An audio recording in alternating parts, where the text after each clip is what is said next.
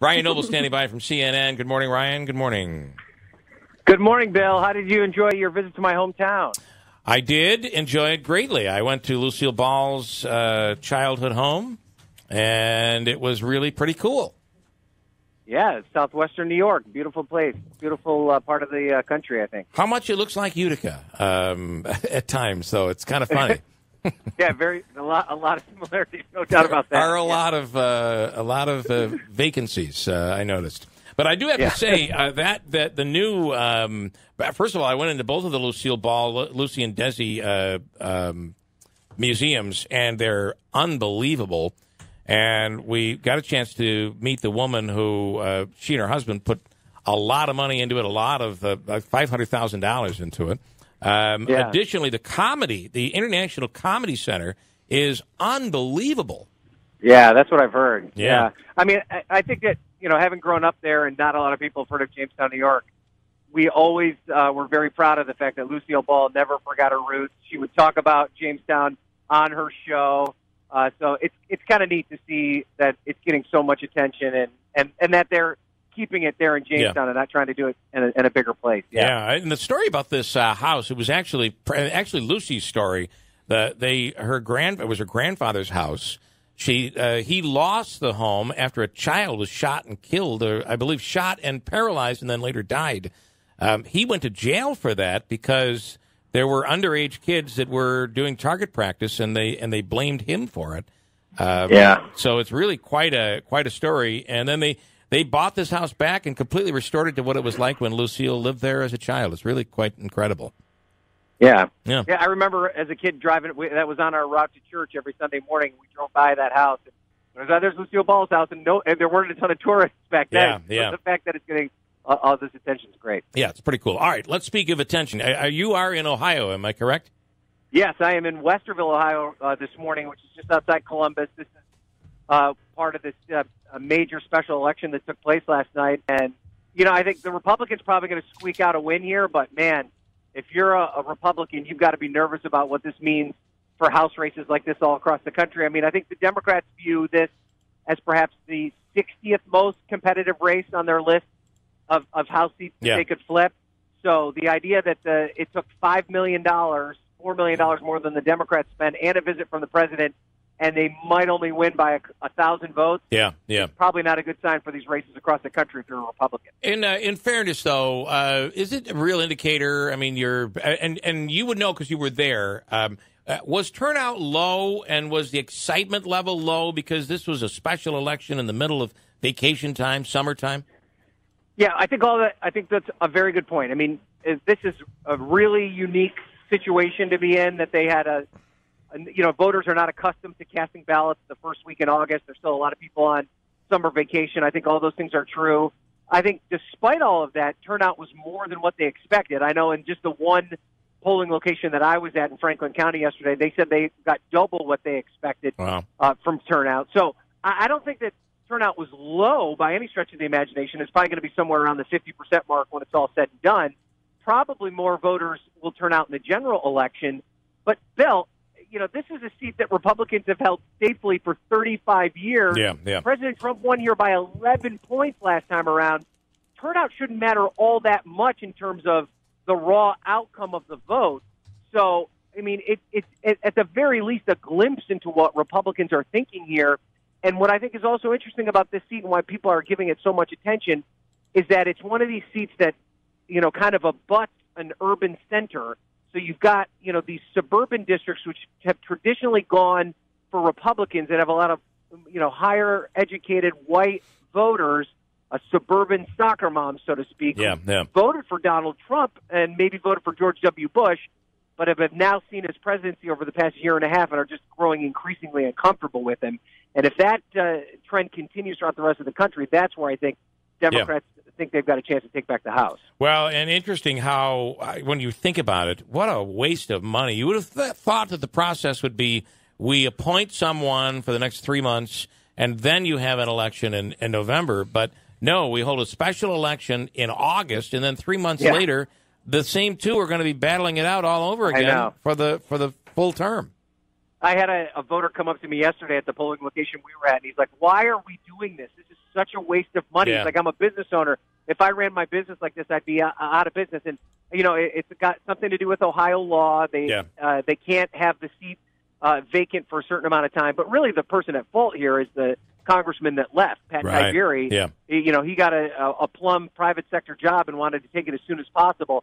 The responsible thing probably would have been to say, "I'm not running for re-election, but stay in the seat until the end of the year." But yeah, I mean, just a huge way. And I think spending extends to the amount of money that was spent by these campaigns. And this is another problem for Republicans. They maybe can pull off $5 million in spending in an isolated special election here or there, but I don't think that they can continue this trend across, 75 competitive races across the country. Are they going to invest $5 million in Claudia Tenney's race? Or are they going to invest $5 million in John Caco's race in upstate New York? You go across all these districts, they're like this all over the country. Yeah. I don't know if that's sustainable. And the Democrat here only spent $1 million and almost won. So you just and in a lot of these races, Democrats are out raising Republicans as well. So I think that's another thing to look for.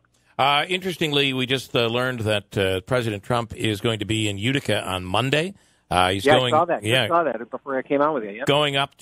He's going up to Watertown at Fort Drum first. Then he'll come down, and this is all not open to the public. We're told $15,000 a ticket, $5,000 for a picture with the president, and $1,000 admission. We don't know where it's going to be, but it will be, we're told, in the Utica area. All to raise money. He's coming really early, don't you think?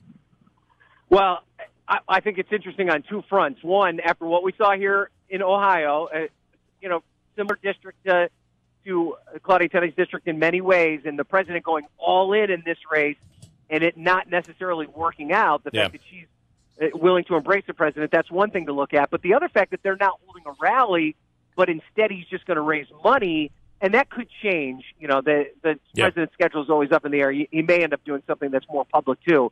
I think is also interesting because I think it shows exactly what the strategy here is, and that could mean that the Tenney campaign feels that they need the cash more than they do the exposure necessarily.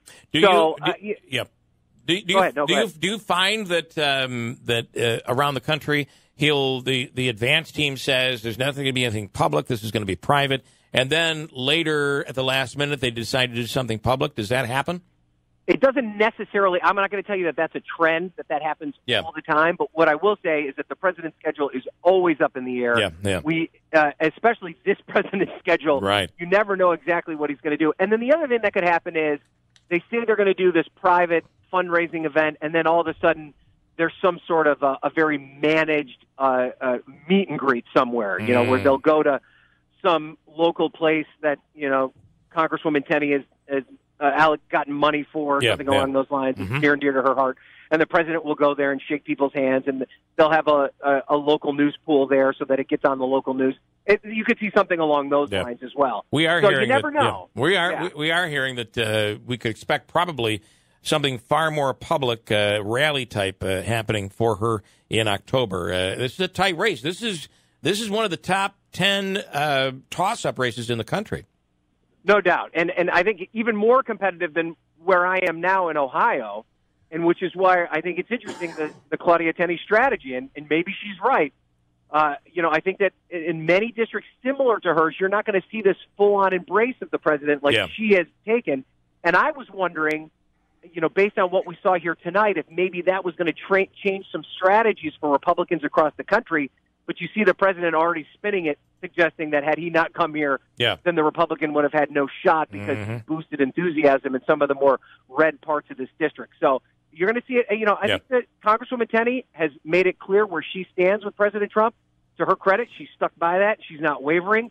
We'll find out how the voters feel about that, I think, in a couple months. And I'll tell you that when you look around the state, Stefanik and Katko, both are, they certainly are with the president, both Republicans, of course, but they're not all in like Claudia Tenney is. And Pence has been there for Katko, and the president is first meeting with Stefanik at Fort Drum. So she's not all in like Claudia. It's going to be interesting to see which one does work.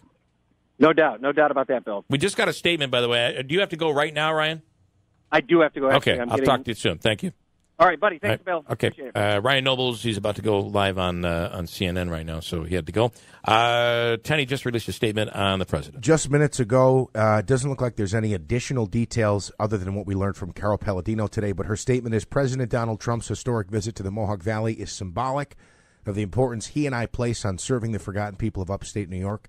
I have worked alongside our president to deliver tax cuts to middle-income families, secure our border, revitalize our manufacturing industry, and bring back jobs to our region.